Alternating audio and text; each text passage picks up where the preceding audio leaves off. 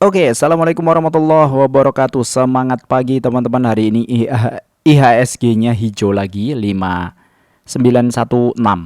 Lumayan, tapi tidak ada volume ya.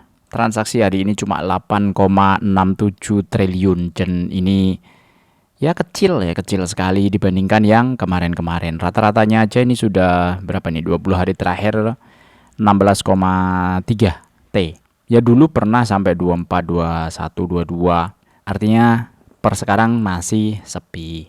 Kemudian transaksi terbesar ada di BBCA, BBRI, TPIA, BMRI, Brand.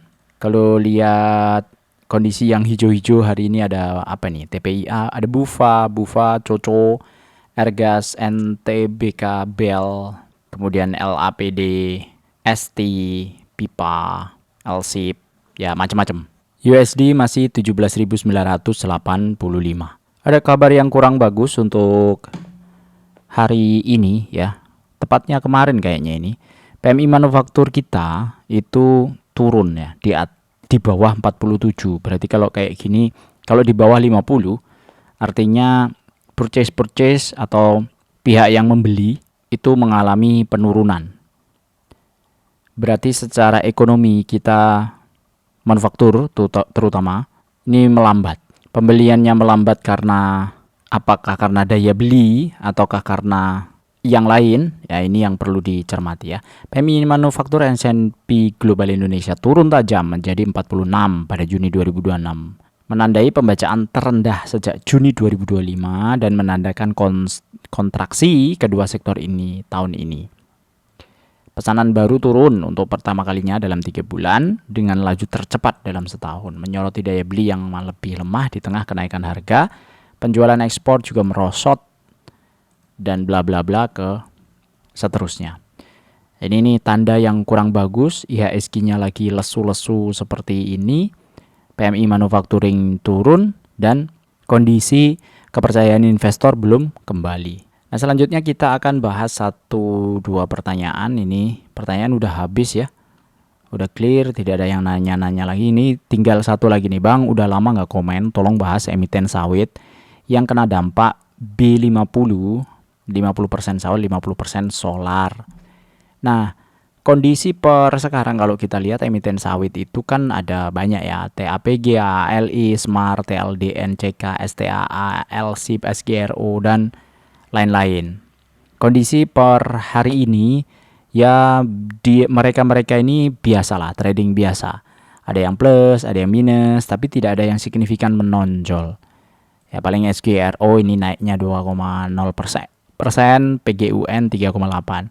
Kalau kita urutkan potensi yield dividen yang paling besar memang masih ada di TAPG, yang kedua ada di ALI, kemudian Smart dan seterusnya. TAPG itu harga wajarnya yang di atas daripada harga sekarang. Jadi harga wajar di 1.600-an. Dari mana hitungannya ini? Dari EPS kuartal 1 kemudian disetahunkan. Ya, kita ambil yang terendah saja. Kemudian harga wajar dihitung berdasarkan target dividen 9%. Nah, dengan kondisi seperti ini apakah ada efek B50? Menurut saya begini. B50 kan sekarang kan B40. Selisihnya itu sebenarnya bukan 50-nya, bukan, tapi 10% kan.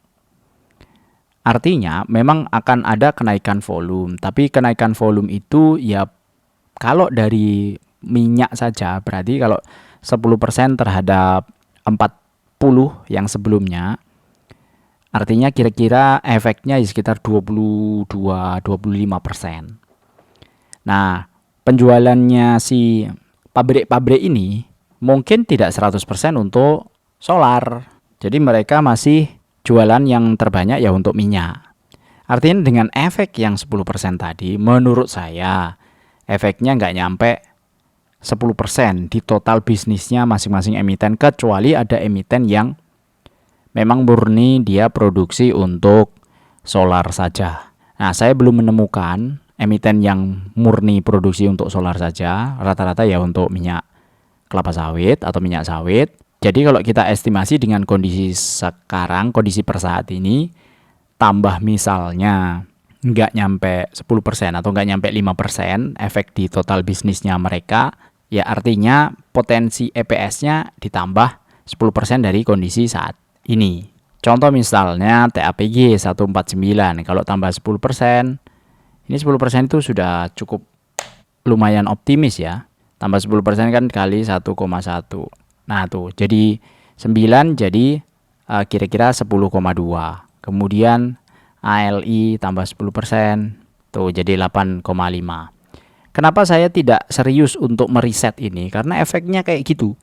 Kecuali narasinya dialirkan ke sana. Nah, saya kan tidak bernarasi. Saya kan ngitung berdasarkan fakta saja. Jadi, lebih baik kita evaluasi berdasarkan kondisi saat ini. Kalaupun nanti ternyata ada efek dari B50, yaitu bonus. Nah, itu prinsip saya. Jadi, kita nggak pusing-pusing kondisinya, toh dengan kondisi saat ini kan kita bisa mutusin, oh yang termurah ini secara teknikal kira-kira masuk apa enggak. Misalnya ini kita lihat yang teratas ya, TAPG sama ALI ya.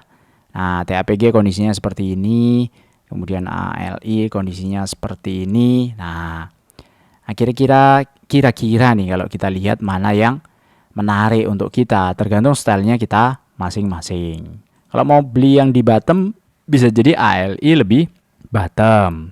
Tapi kalau berdasarkan potensi yield dividen, ALI lebih rendah daripada TAPG. Tapi TAPG pun kondisi per sekarang itu sudah lumayan murah, karena harga wajarnya di saya kondisinya kan 1606. Tapi kalau beli di sini kan potensi kalau dia nggak lanjut rally, turun ke bawahnya ya ada beberapa tangga gitu ya, ada di 1435, kemudian ada di 1255. Terserah, sekarang Anda sendiri yang memutuskan mau investasi di area mana. Jadi gimana efek B50 buat saya? Itu sinyal bagus, tapi secara fundamental apakah berpengaruh lebih? Menurut saya tidak dalam waktu dekat. Tapi kalau ada perusahaan yang bisa supply untuk B50, sustainability-nya juga mungkin akan lebih bagus. Karena kalau solar sudah pakai B50, ya solarnya sendiri kebutuhannya turun, sawitnya sendiri kebutuhannya jadi naik. Hal sederhana saja. Ini disclaimer on ya, baca sebelum nonton. Konten bersifat edukasi, cuan loss tanggung sendiri ya. Nah, dengan kondisi seperti ini, kalau kita simulasi pakai dividen investing, 9,3 itu masuk range ya. Karena target kita di 18 juta per bulan dividen yang maunya kita terima. Tapi dengan simulasi yang ada 2 jutaan per bulan nabung dengan yield 9,3 per tahun selama 25 tahun nabung, tahun ke-25-nya kita bisa mendapatkan 20,9 juta. Jadi begitu Bang Ijastaf Channel ya. Semoga membantu. Silahkan kalau mau berburu sahamnya. Oke, clear, clean and clean. Pertanyaan sudah habis semua. Wassalamualaikum warahmatullahi wabarakatuh.